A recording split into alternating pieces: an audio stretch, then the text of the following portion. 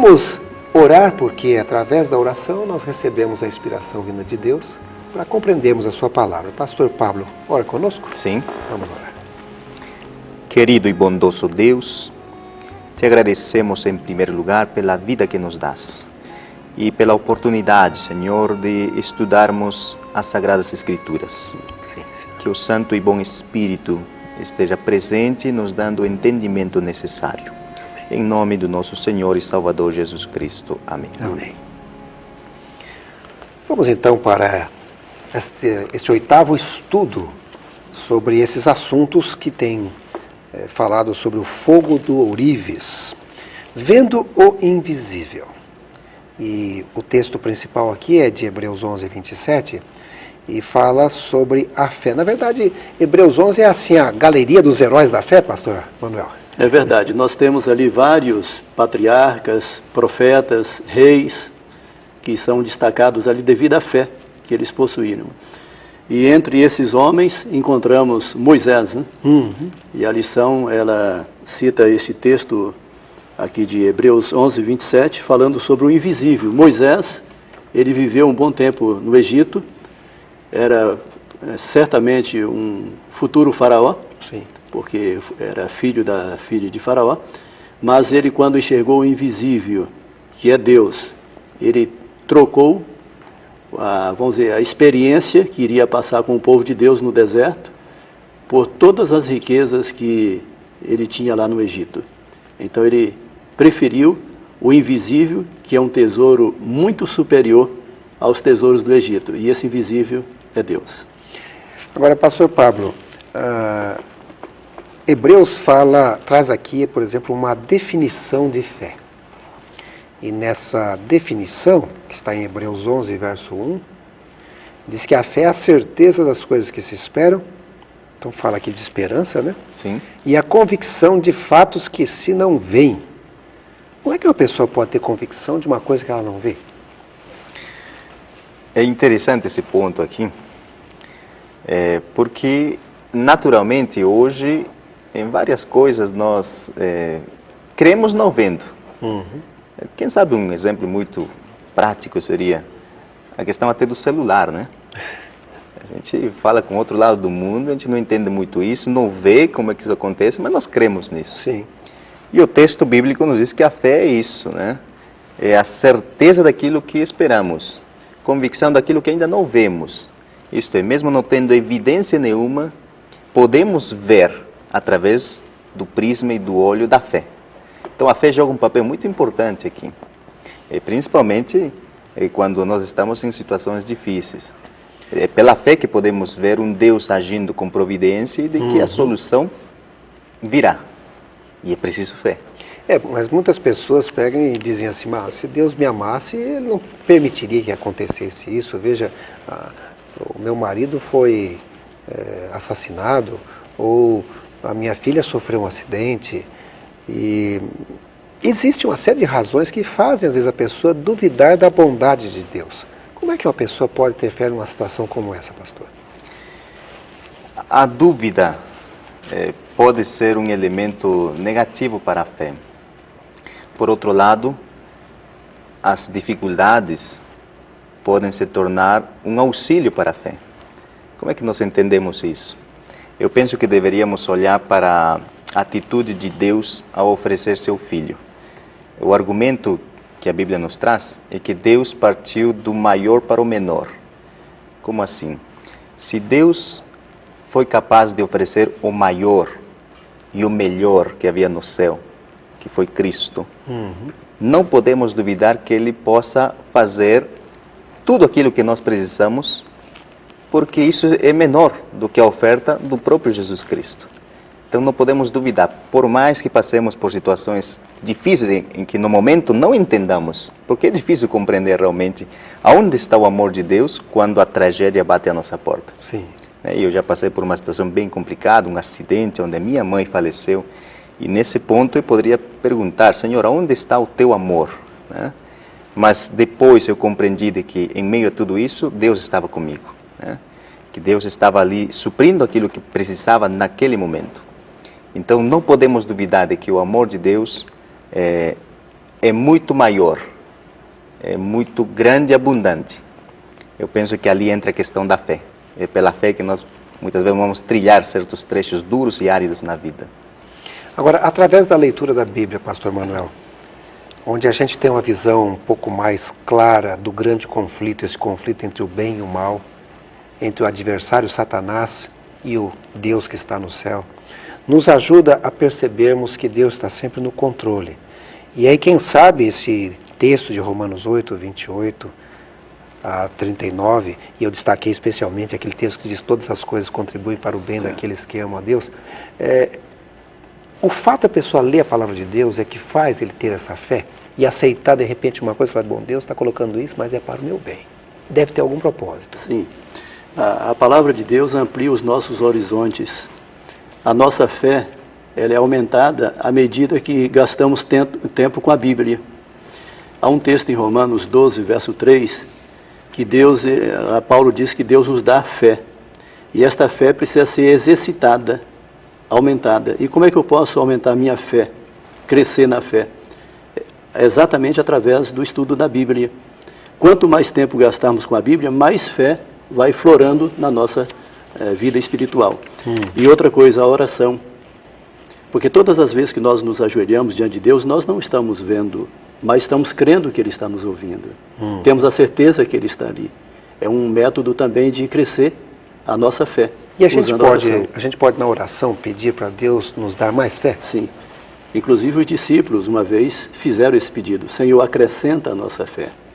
Quando eles viram Jesus praticando alguns milagres, principalmente aquele da tempestade, hein? Quando Jesus disse: cala-te e aquieta-te.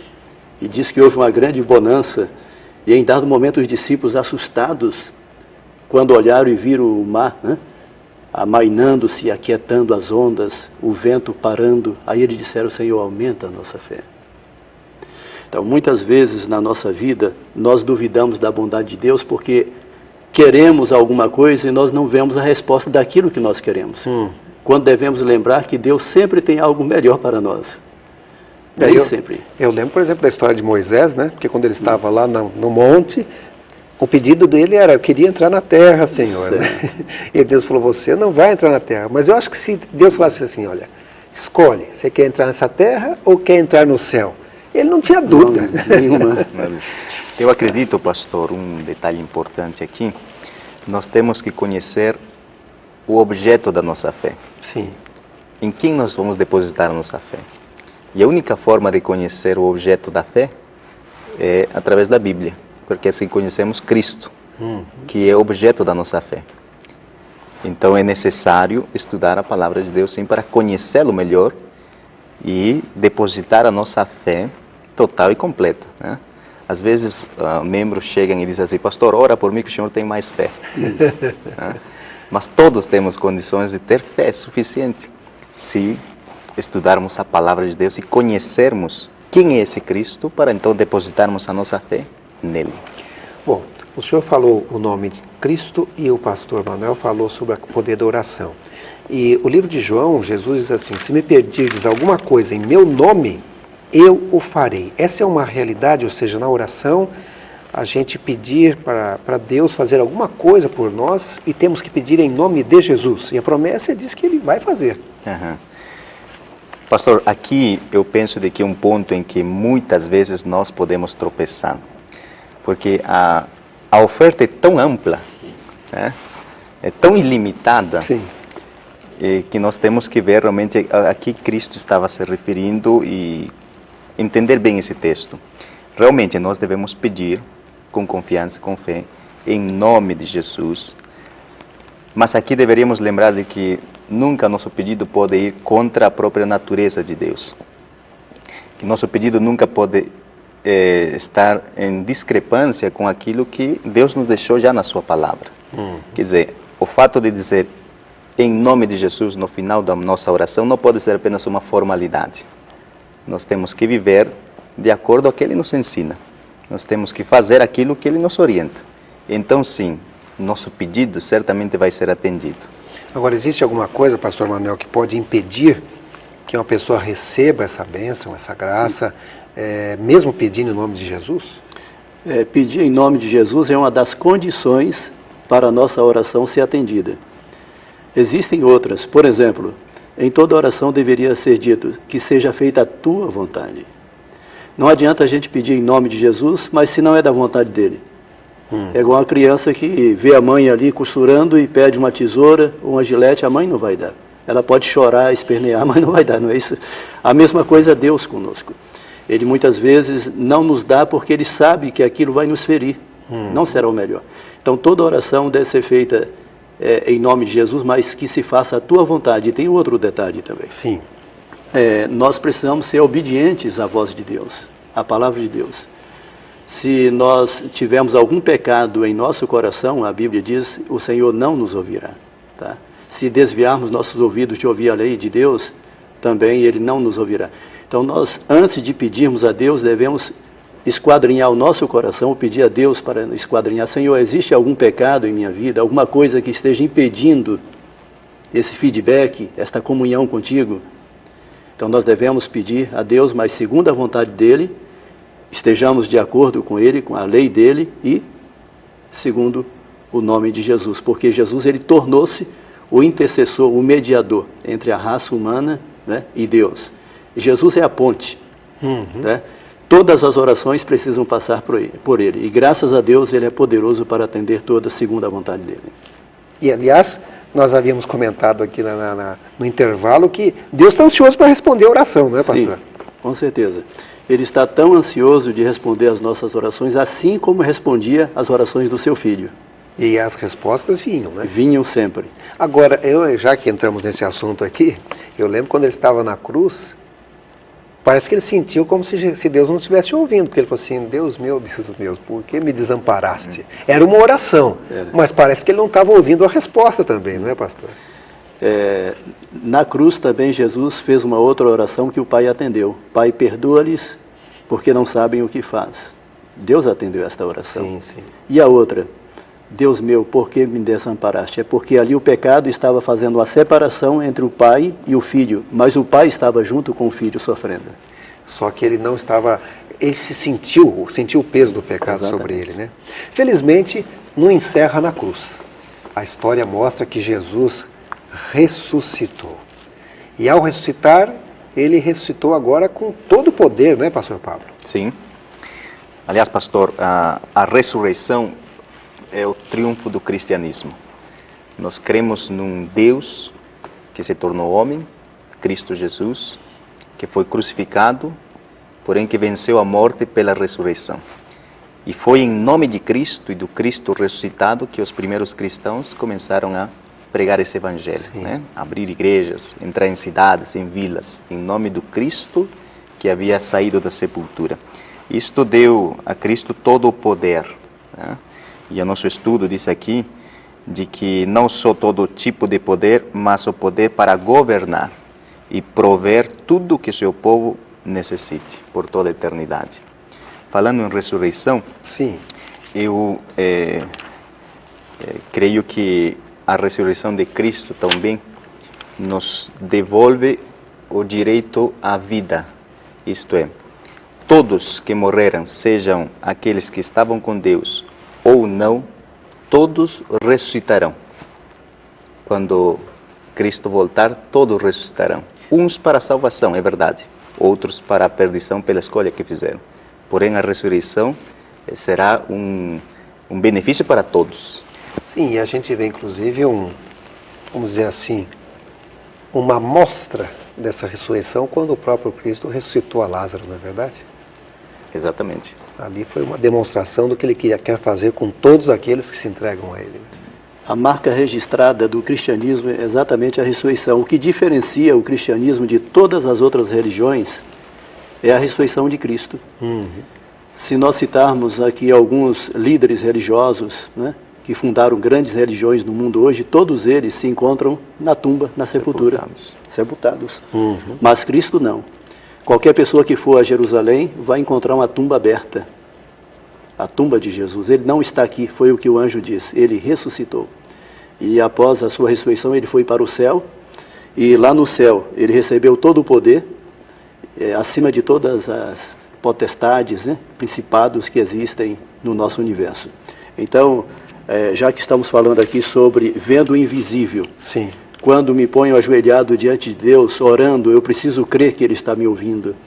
E eu preciso crer que Jesus ressuscitou. Infelizmente, hoje existem muitas pessoas que não acreditam na ressurreição. Inclusive, até livros são escritos. Mas nós cristãos cremos plenamente que Jesus ressuscitou. E a prova que Ele ressuscitou é que eu falei com Ele hoje de manhã. Ou melhor, nós falamos dentro de instantes.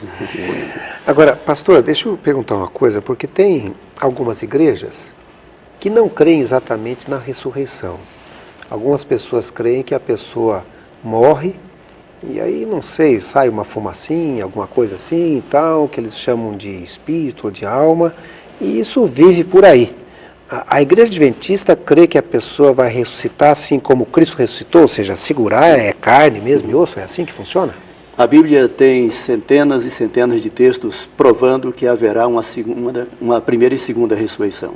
Nós temos a primeira ressurreição, que será dos salvos na segunda vinda de Jesus. João 5, verso 28 e 29 diz que todos os que se encontram nos túmulos ouvirão a voz do Filho do Homem e sairão. Uns para a vida eterna, outros para a condenação eterna. Isso quer dizer que existem duas ressurreições. Uma para a vida eterna e outra para a destruição eterna. Então, cremos na ressurreição, não cremos que as pessoas ao morrerem vão para o céu, ou para o inferno, ou para um purgatório. Elas ficam dormindo, segundo a Bíblia, e serão acordadas no segundo advento de Cristo. Quando Cristo aparecer, de acordo com 1 Tessalonicenses 4, 16 e 17, as pessoas ouvirão a voz do Filho do Homem e sairão. Esta é a grande nota tônica do cristianismo. É a grande esperança nossa de um dia vermos Jesus voltando. E se estivermos no pó da terra, seremos ressuscitados. Maravilha.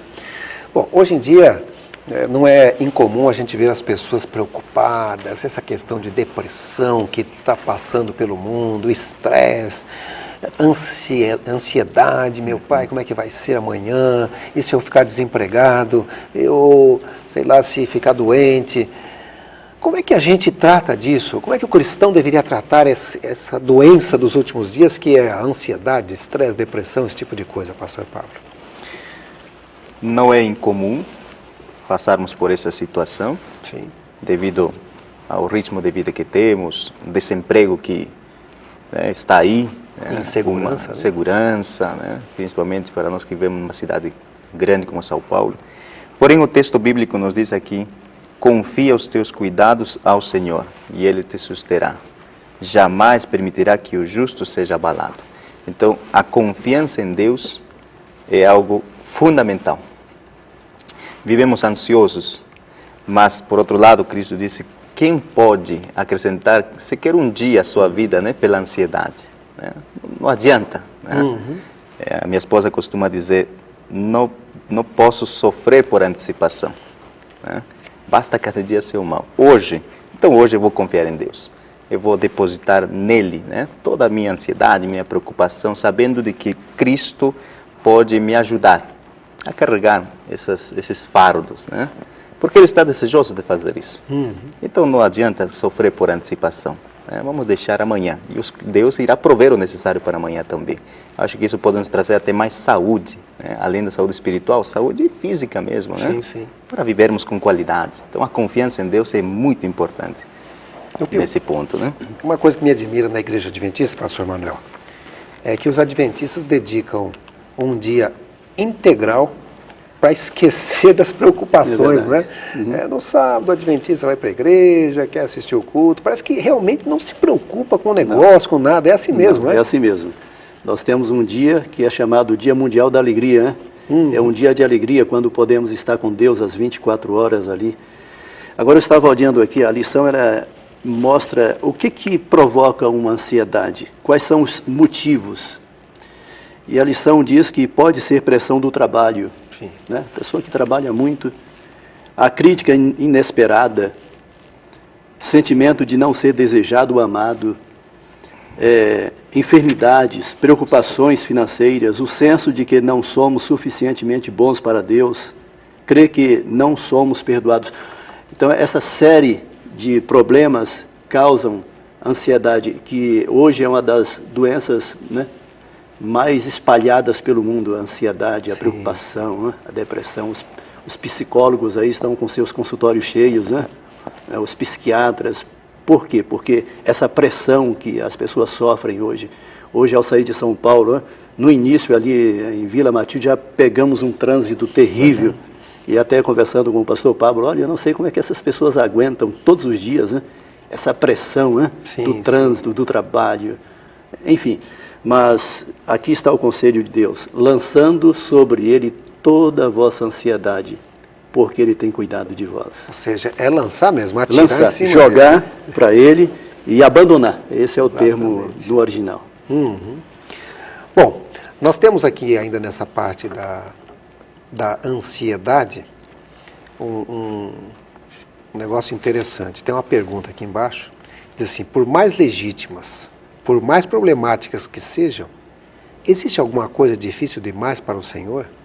E eu acho interessante, o meu pai, às vezes, quando passa por um problema, ele já tem uma boa idade, já passou dos 70, já faz alguns anos, e ele diz assim, olha, quando aparece alguma coisa difícil, eu penso assim, o que será que o Senhor vai fazer agora para resolver esse problema? Porque eu não tenho solução para ele. Eu vou ficar olhando agora para ver como é que ele resolve isso. É o jeito dele tratar com o problema.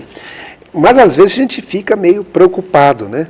Nós temos alguns textos da Bíblia que falam sobre isso. Um deles é aquele, entrega o teu caminho ao Senhor, confia nele e o mais ele fará, né?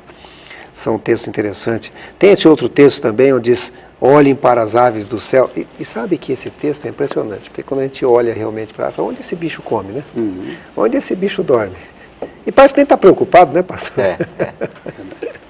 Importante também lembrar, pastor, de que nós temos que fazer a nossa parte, sem dúvida nenhuma, né? E não podemos pensar de que nós é que vamos resolver tudo, porque é aí que entra a questão da ansiedade, né, do sofrimento. Fazendo a nossa parte, vamos confiar, Deus fará dele, com certeza. Provérbios, capítulo 3, 5 a 7, diz isso, confia no Senhor, né, de todo o teu coração, não confies em você mesmo.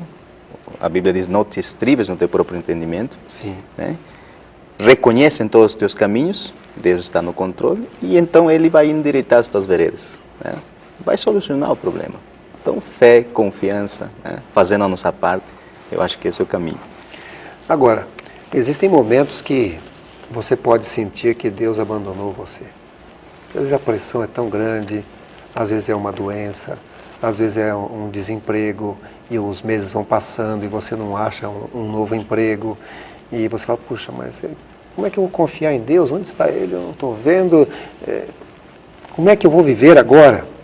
Às vezes é uma doença, às vezes é um desemprego, e a pessoa fica preocupada. Aqui no nosso guia de estudos, pastor Manuel Andrade, fala, por exemplo, sobre os judeus, que estavam exilados lá em Babilônia, e parecia que Deus tinha se esquecido deles, né? No ano de 605 a.C., Nabucodonosor levou o povo de Israel para Babilônia, depois veio a segunda vez em 597 e finalmente em 586. 3 vezes Jerusalém foi invadida, levado para o cativeiro, o povo, mas lá no cativeiro, no exílio, Deus mandou profetas com mensagens de conforto, de esperança. E uma das grandes mensagens foi essa de Isaías, capítulo 40. Certo. Deus confortando aí o seu povo, dizendo que ele não se cansa, não se fatiga, e que ele estaria bem atento à sua vinha. Deus fala muito sobre a vinha dele. Então, Deus não dormita. O Salmo 121 também diz isto. O Deus de Israel não dormita. Então, Deus, mesmo quando o povo estava lá exilado, Deus estava cuidando do seu povo.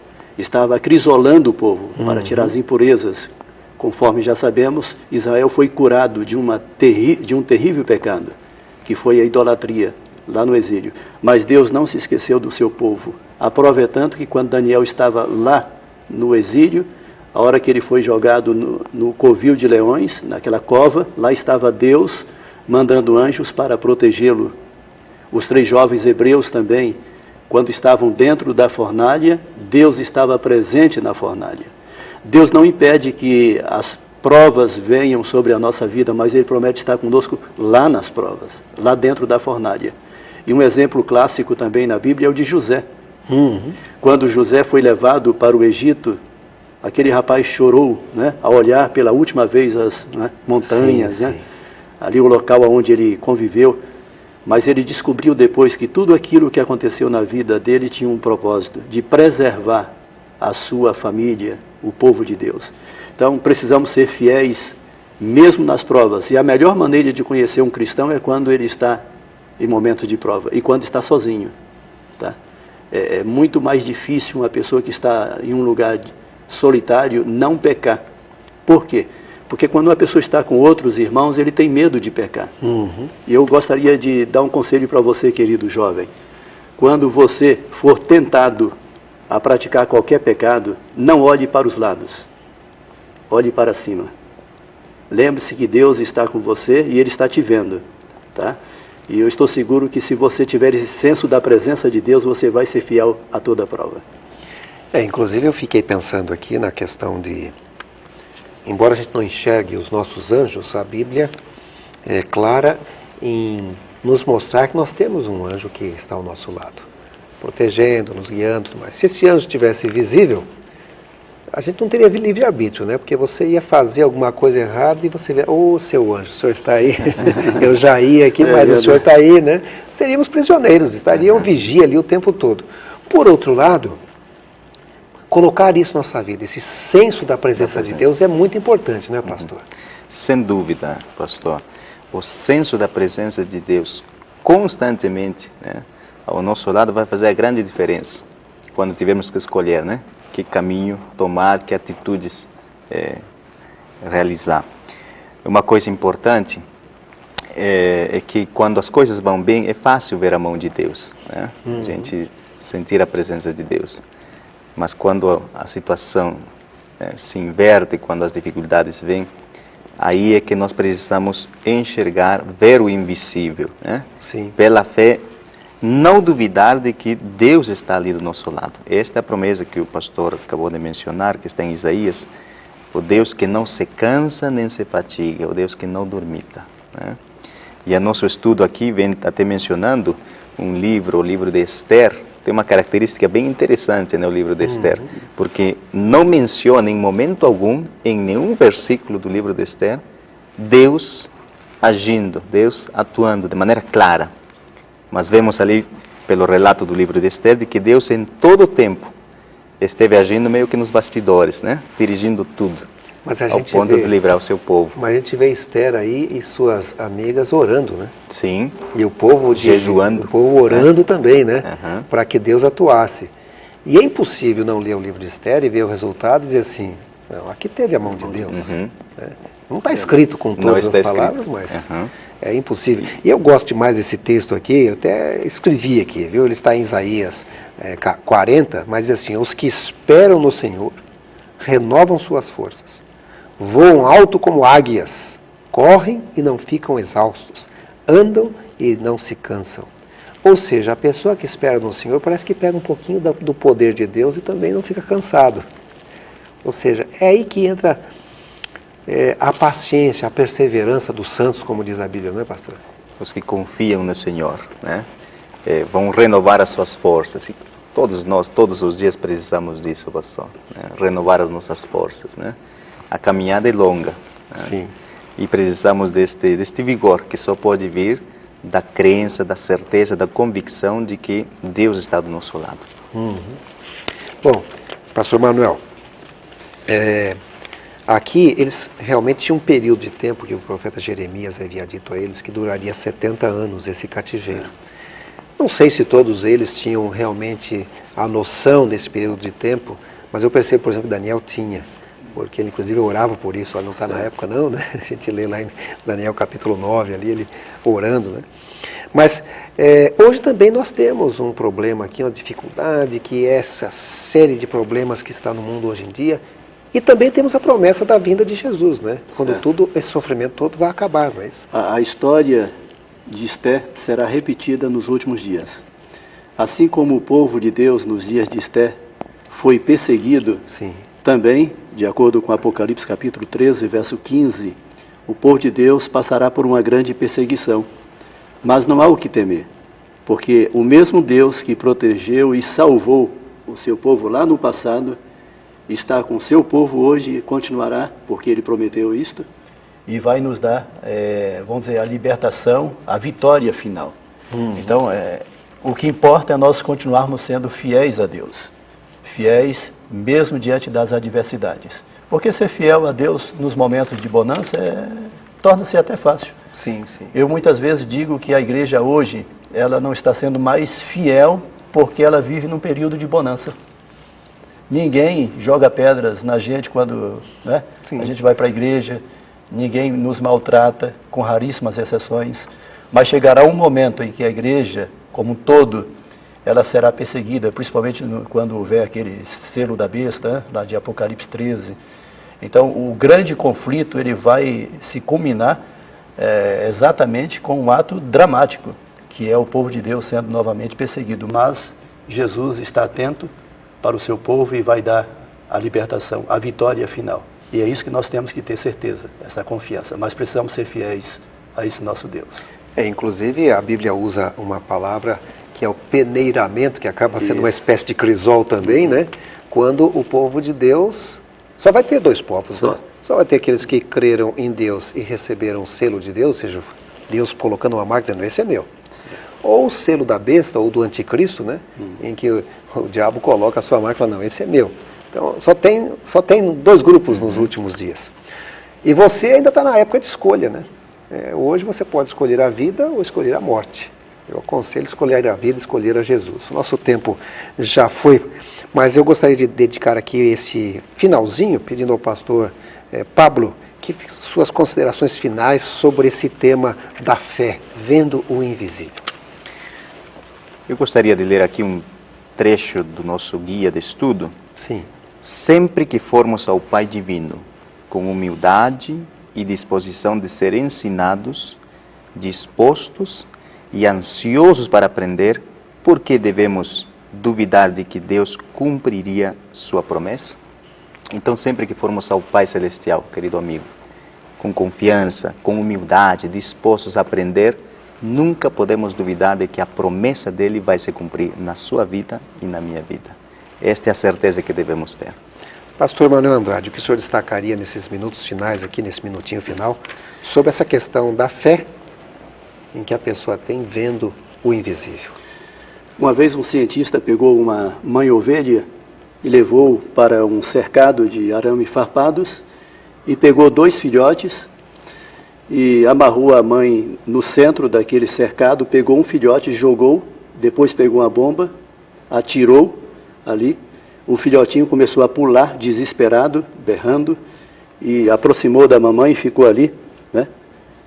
E em dado momento o cientista tirou aquele filhote, levou para um laboratório, fez uma série de exames e anotou tudo. Depois o cientista foi até o cercado, tirou a mãe ovelha, pegou o segundo filhote e deixou sozinho no cercado, acendeu uma bomba, jogou, a bomba estourou, o filhotinho começou a berrar, pular, desesperado de um lado para o outro, né, se machucando naqueles arames farpados.